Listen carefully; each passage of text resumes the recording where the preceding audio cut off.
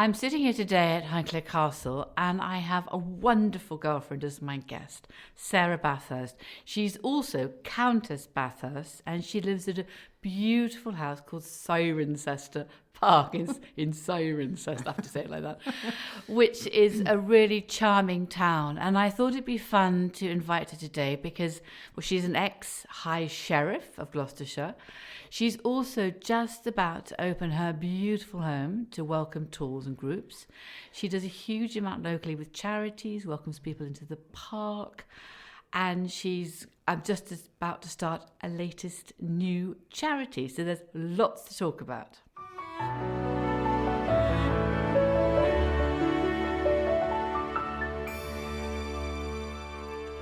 Sara, thank you so much for coming here today. It's a pleasure. And, Fiona, I love being here. And I have to say that one of the things that gives me the most joy is coming along your drive and you come around that corner and there's those beautiful cedar trees and then you suddenly see Highclere Castle in the distance and it never ceases to give me utter joy to see that view. So I love coming here and seeing you. Thank you. Agent, 10% immediately. But no, I'm joking. Where do I sign? But equally well, I love visiting you in Cirencester and having kitchen suppers, and it is an amazing house right in the middle of the town, unlike here.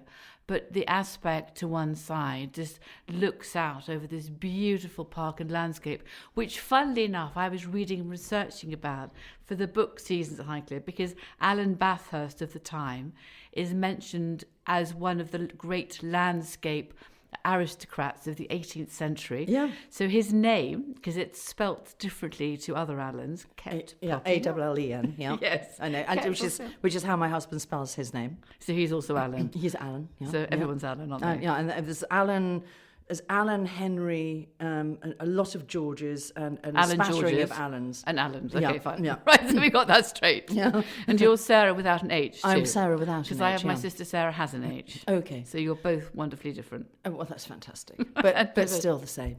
So do you want to tell me a little bit about Cirencester Park? Well, Cirencester Park has been in the family since 1695. It was bought by Sir Benjamin Bathurst. I'm older than you then. Oh, really? We're 1679, darling. Oh, God, that's 16 years. I mean, what is that? That's nothing. Unbelievable. Is this going to be a competition? No. And so, yeah, and there was an old Elizabethan house there, which he, with the help of his son, because obviously his son inherited it, and very sadly, only 9 years later, he only got to enjoy it for 9 years. So the first Earl created the parkland, and he did it with Alexander Pope and Jonathan Swift, and it was the most wonderful parkland.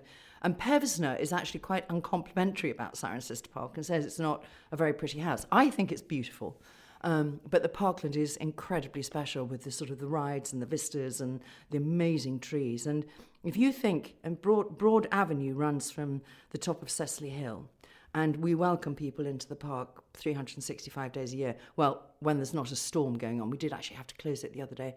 It runs for 5 miles, Broad Avenue. So it starts at Cirencester and goes in a straight line all the way up to Sapperton. Now, can you imagine how they did that in the sort of late 17th, early 18th century? I mean, was it with a piece of string? Was it with compass? I mean, it's just extraordinary to think. And then there's rides going off all over the place, beautiful vistas. And it's just the most amazing place. We're very lucky to live there. But the house itself is right on the edge of the town. So we have the best of both worlds. So on one side, we have the gorgeous parkland. And I can go up to my Beano, which is my lovely little coffee shop where I sell coffee and cake. Well, not me personally, but people do it very... And that's the beautiful parkland on one side. And then I can walk out of the opposite side of the house and I'm at the butcher's in 30 seconds. So it's fantastic. It's completely amazing. And I was, in all seriousness, researching the parkland because it's part of the this 18th century appreciation of parkland, which I wasn't researching for Seasons at Highclere, a book about the landscape and the gardens as well as the house here. And what it just struck me the whole time, which is actually very pertinent for today's world and our appreciation of climate change and nature and wildlife, was how much they appreciated nature, how much they wanted to spend their time in nature, and they wanted to stop and stand to admire and to wonder. And So also, that's what it was. and also with such great vision, Fiona, don't you think? I mean, my husband is massive on trees. He loves his trees, and he's just at the moment starting to replant the town end of Broad Avenue because the darling old chestnuts are literally starting to fall apart. And it was, by the way, what are you going to replant them with? Because there is small-leafed lime. Okay. Somebody said to me single-leafed lime once, and I thought, oh, that's rather a dull tree to have a single leaf on a lime, but it's small-leafed lime, and because they are squirrel-proof, because of course replanting chestnuts now, they'd be open to squirrel attacks, but he has the vision, and just think how the vision of previous earls in our families, when they were planting out the vistas, they were with young trees, and so it must have been incredibly frustrating for them to not see them as to how fantastic they are today, and these amazing, extraordinary, sort of beautiful trees and avenues. And they did it sort of like little hedges, when they planted it with that vision, and that's fantastic. But they did plant it with vision, and it's always the saying, if there's one thing we should all do is plant a tree, which I think is, the Queen's canopy this year, and everything else is very much in front of us all. But interestingly enough, the first Earl of Carnarvon, he was very good at, in the winter time, cutting around the roots of a tree, and Capability Brown has a special machine, which he also then devised himself here, for moving huge trees, which are 40 foot tall, which I imagine your predecessor, Alan Bathurst, did as well. So sometimes they moved the trees and replanted them, and equally well planted avenues. I'd love to know if they did that. Isn't that fascinating? I wonder if they did. I bet they did. Well, I could probably share with you some of my notes, which I have got somewhere actually. Oh, how interesting. So it is. But I know that for the first time you're going to welcome people for tours of your house. Very exciting. Well, and you're going to do some weddings. Yes, we are. Well, we're only actually going to do 6 weddings a year because at the end of the day, Fiona, it is our home. Yep. And so I don't want it to be, I might as well stick a revolving door and a reception desk in the corner. I don't want it to become like that because, it's a wonderful stately home, but it's also quite intimate.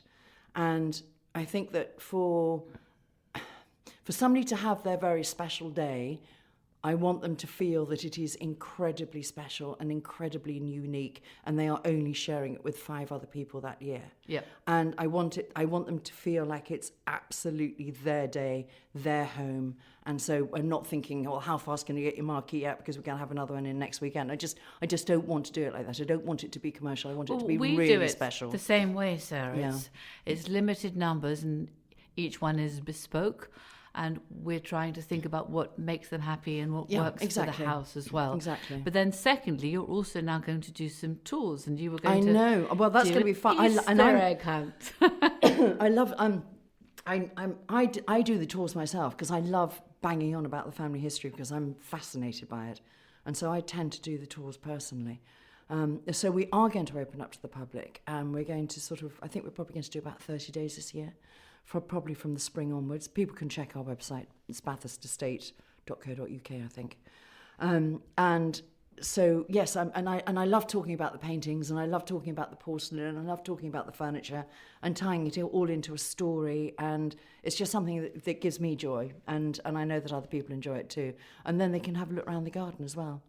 So we're really rather looking forward to that. We've got some incredibly special things there. We've got some wonderful Lily portraits of the family, and there's a few very special paintings to share with people. I think it's also sometimes just being in the house, isn't it? And I think the houses themselves are the heritage, not just the works of art on the walls. So I think England's unique because it has so many stately homes where you can walk and touch the walls and feel you're part of it. And I think that's part of the success of Downton Abbey, dare I say, because it's actually one and the same as Highclere in every way. So people can walk through and stand where Maggie Smith stood. And where we're sitting at the moment, in this wonderful drawing room, I mean, how many scenes have we seen in this room? It's fantastic.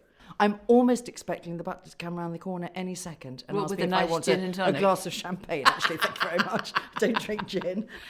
Maybe I should want to try your gin that you do. Golly, yes. No, you must try this, but it is very good.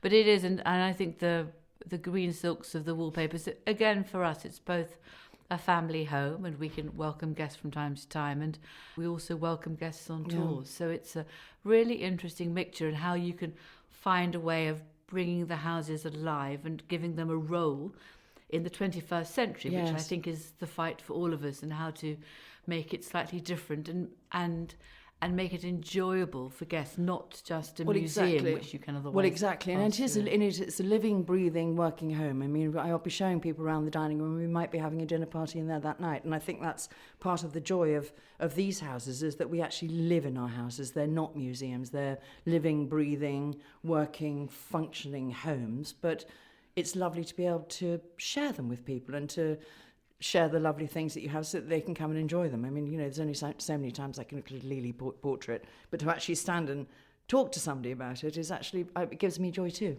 Well, they are homes. I always think they're built as stately homes, and we've all found different ways of welcoming people and then trying to create the revenues to sustain them for the future, which is always the battle, whether it's a tile fallen off a roof or leaky gutters or water pipes or trees that have fallen over. Or a broken boiler like we had a couple of weeks ago. Hooray! Yes, no. Do you know, the boiler here goes, we've got very hard water, and whenever you replace one bit of copper piping and then the next bit goes. Yeah. But apparently the copper piping today is much thinner and less robust than the copper piping 100 years ago, so it goes much more often. We've still got the original plumbing in our house. So it's fairly interesting running a bath when somebody hasn't been in the other end of the house for a few months. It's an interesting colour. You have to run it for a while. So I think that's okay. Cool. The rust coming out. I mean, see, I think that, what people don't realise is that, I might be speaking out of turn here, but they see us living in these really big houses and think, gosh, how lucky you are to live in it. But actually, it is a huge responsibility. And we are custodians. We are custodians of what we have. We're incredibly lucky to be able to enjoy it day in and day out, but we're also having to think about preserving it for the future, as you were talking about, and making it safe, but also enabling it for others to enjoy too. And it's part of the community. You're part of the community here, we're part of the community in Cirencester, and it's really important to us. I think the community in the sense of family, for both the people who work alongside us and for the surrounding villages, is incredibly important. And you look back and you see these wonderful photographs of previous jubilees or coronations. I know. They are so special. And they welcomed people here on an enormous scale in the past, which is slightly different from today. But having said that, we're having a jubilee party for everyone. Are you? Here. Yes, we've got some plans up our sleeve too, so we're looking forward to it. And it's for everybody who works here, because I think they need the party. We need the party. It's been an interesting couple of years. But tell me, I know you were High Sheriff for a year. Do you want to explain what that involves? Well, the High Sheriff is an ancient office, and it's actually older than Lord Lieutenants, which probably a lot of people are more familiar with than being a High Sheriff. But sheriffs in the old days, back in sort of the 11th, 12th centuries. Sheriff of Nottingham against Robin Hood. Exactly, but probably a lot nicer. In fact, they were deeply unpopular because they were the ones who had to collect taxes for the king, keep law and order in the community, and also muster armies when the crown needed it. So they weren't entirely popular, and they had to have protectors because people would always literally be gunning for them. But being High Sheriff nowadays, you are High Sheriff for a year, you represent your county, but you're actually representing Her Majesty in all things law and order. So I got very involved with the police because I wanted to learn what they did, and it's fascinating. And I really do wish that people wouldn't give the police such a hard time, because they work extraordinarily hard, unbelievably long hours. They, as they say, they run towards danger when we all bail and run away from it, and they are extraordinary people. And I think our Gloucestershire Constabulary are something else. They are, and it irritates me when people give the police a hard time, and I get very protective over them. But I also got very involved in the police dogs and horses, because, as you know, we've got 186 dogs. And so I sort of gravitated towards that quite naturally. And I discovered that when a police dog retires, it doesn't have a pension. And they work up until they're 8 years old. Mm-hmm. They're with their handler for that 8 years. The handlers probably spend more time with their dogs than they do their partners. And after 8 years, that dog is retired. And the handler has a choice of keeping hold of that dog, which they actually all really want to do because they've been their partners for 8 years, or they're rehomed. 9 times out of 10, handlers will hang on to their dogs, but it's the most extraordinary process because the constabulary cannot give the dog to a handler. They have to buy it, so they give them £1. So here's £1, and the constabulary says, here's your dog, your partner of 8 years. Go with God, we're out. So on Wednesday, PD Duke is a police dog, and on Thursday, Duke is a domestic pet.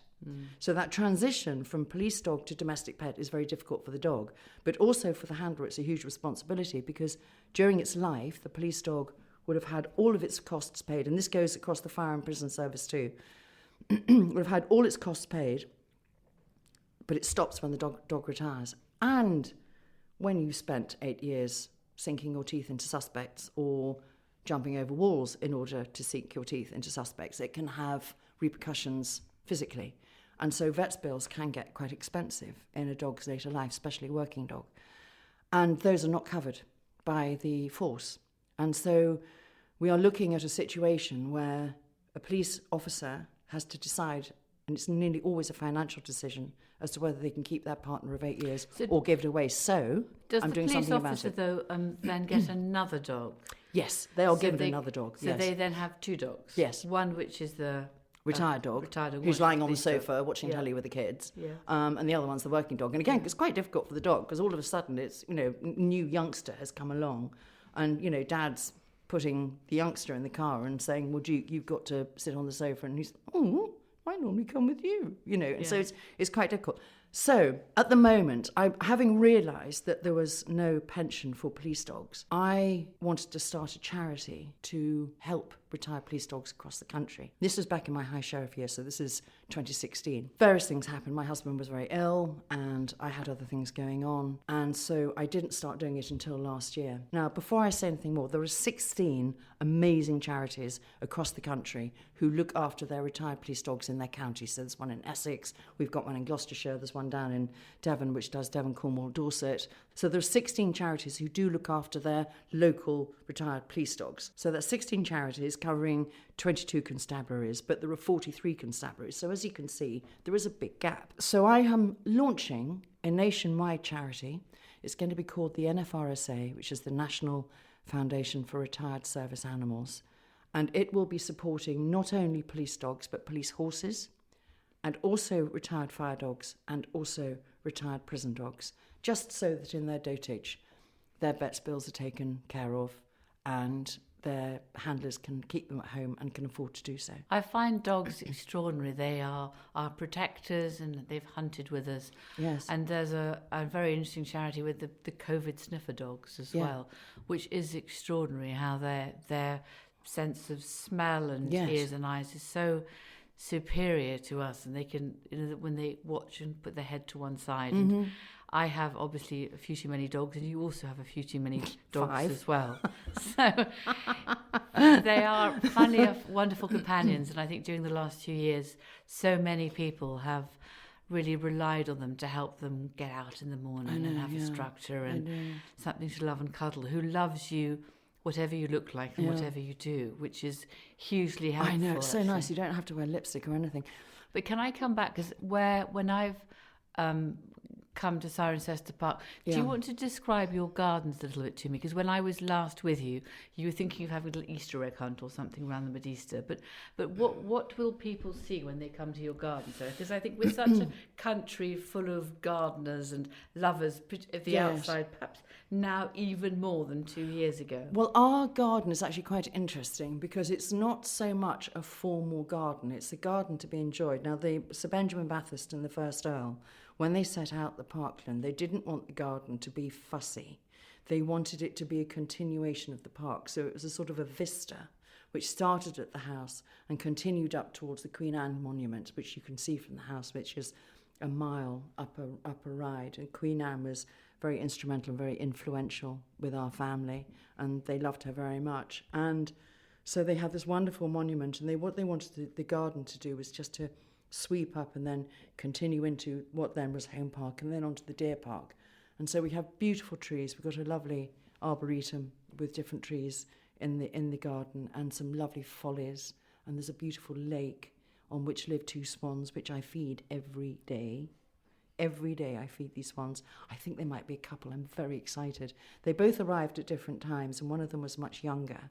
But I think there's a cob in the pen there, so I'm hoping that we might have babies this year, which would be great.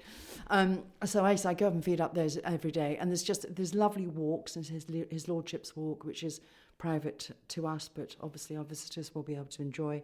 And there's the rose garden, and there's beautiful trees all around. But yes, we're less of a formal garden. We're more of a walking garden. So arriving in your hallway, there is one extraordinary painting, isn't there? There is an extraordinary painting, and that is the painting of the Duke of Wellington by Thomas Lawrence aboard Copenhagen. It's just after the battle. Actually, wasn't it? It was a few years after the Battle of Waterloo. And the really fun thing is that we have a lock of Copenhagen's Main. Do you? Yeah, tiny little frame, which the artist took off Copenhagen when they were sitting. But apparently Copenhagen was a lot more cooperative than the Duke was, who was quite famous by then, and he didn't have a lot of time to come and sit. But Copenhagen, this manic sort of warhorse, apparently was a lot more willing to stand, which I think is a lovely story. But we've got some fascinating things to see, and the hall itself is beautiful. It's very high, and then you go into this wonderful library. And now the colours of the library, are they more Victorian and more... No. They are Victorian, but it's got a wallpaper in it which is actually listed. So the decor of the library has not been changed in over 200 years. How lovely. And are the other rooms, again, reflecting sort of more of the Regency period? Or, yes. Or when you're decorating, Sarah, what are your thoughts when you're doing it? Is it what do you like, or the house dictates, or do you copy what was there before? No, I don't. I tend to be sympathetic to the house, but I'm not going to be a slave to what it should be. I do what I like. I love warm colours. I love cosy colours. So I suppose to a certain extent it's quite Victorian anyway. But I love cosy. I mean, for instance, the hall, which is red. I mean, I've loved that colour, and I would never ever change it. And the big hall now, which has been repainted because unfortunately the water got in during those storms. So what colour is it now? It's a beautiful sort of dove grey now, which I really love. But it's elegant. All different shades of grey.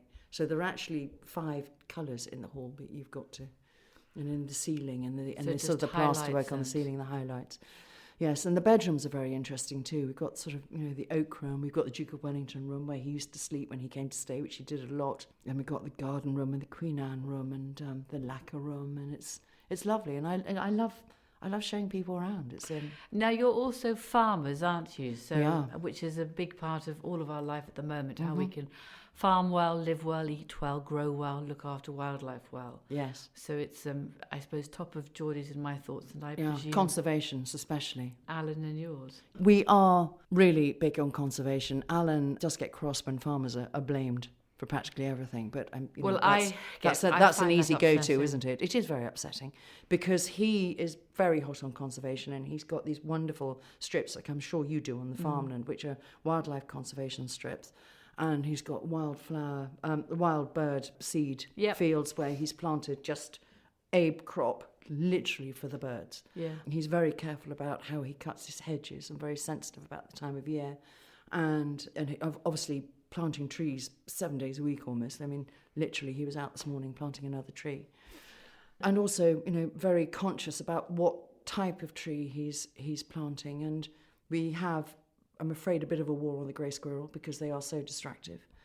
But also he's got to farm and we've got to feed our country. So the two have to tie hand in hand. That we're eating rather than imported and passing the problem on. It would be wonderful if, and I think actually we'd be perfectly capable, the farming world, to be able to feed our own people. And don't get me on cheap imports. It's we're dairy farmers too, and why we import so much milk is beyond me. I think it's a travesty. And we have sheep, so I don't think we should be flying in sheep from the other side of the world. No. We should be using the resources we have wisely. Exactly. And I completely agree. We should probably all be eating a few more vegetables and grains as opposed to meat. But you still need the balance and diversity. You do. I mean, we've got a herd of Gloucester cattle which are organic. And we got them right when we first got married. It was one of the first things we did, was to get a herd of Gloucester cattle, and we've had them ever since. And Alan looks after them every day. I mean, he personally looks after them. Nobody else is involved with the Gloucester cattle but him. He goes up and feeds them every day during the winter. It's his peace, it's his quiet time, it's the time when he can go off and think. And so as he's chucking out silage and haylage to the cattle, he's thinking his day through. The quality of that beef is extraordinary. Where do you go to get away from it all? Where do you find your moments of peace? If Alan finds it feeding the cattle in the morning, what do you do? Well, funny enough, it's when I go to feed the swans every day. That's my peace. And I go out by that because I love water. I'm a Cancerian. I was also brought up on the coast, so I really do miss water. So the lake is my solace. That's where I go up to think, and walking the dogs. I love to walk the dogs, and I just go and get lost up into the park. The dogs always do need a walk. Yeah. And I have to say that I'm a cold water swimmer. So today I swam. I only did a little bit because it was very cold. Rather but having than me. said that, and I think Geordie does think I'm completely mad, but fine. I draw the line at cold water swimming. I'm I afraid do that. Anything less than 85 degrees, that's me out. But I find it kind of zaps me. It's just looking at the beauty of the water and slowly getting in and doing a little bit and then getting out is just an extraordinary way to start the day. So that's what I was doing this morning. I'll come and keep you company, and I will stick one toe in, and that will be my lot. No, that's all right. But it's funny that I think for everybody, it's the small things that I think perhaps, again, we're more focused on today, and the joy of laughter, conversation and eating. There's nothing exactly. better, I mean, we had that lovely evening together a couple of months ago where it was just the four of us. Having shepherd's pie, delicious. And we had shepherd's pie. And I had 2 helpings. And I do think that, we are all so busy, and I think there's a real danger that we get so tied up in what we're doing. I mean,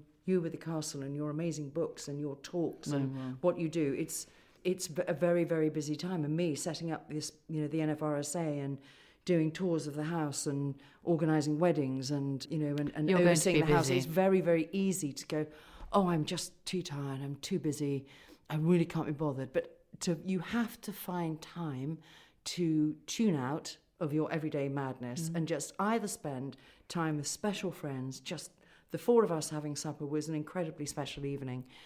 And I think that we need to do more of that, and we've got to find time to just chill, actually. So I think I'm going to leave this conversation, Sarah, thinking of Alan feeding the cattle.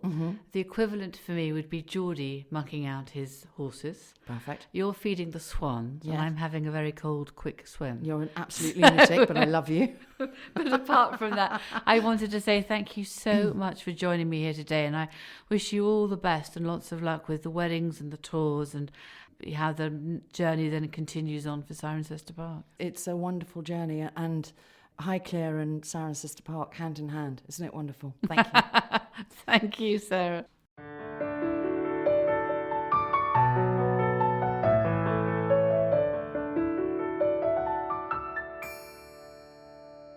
Hello, it's Lady Carnarvon, and just to remind you, please do subscribe to this podcast.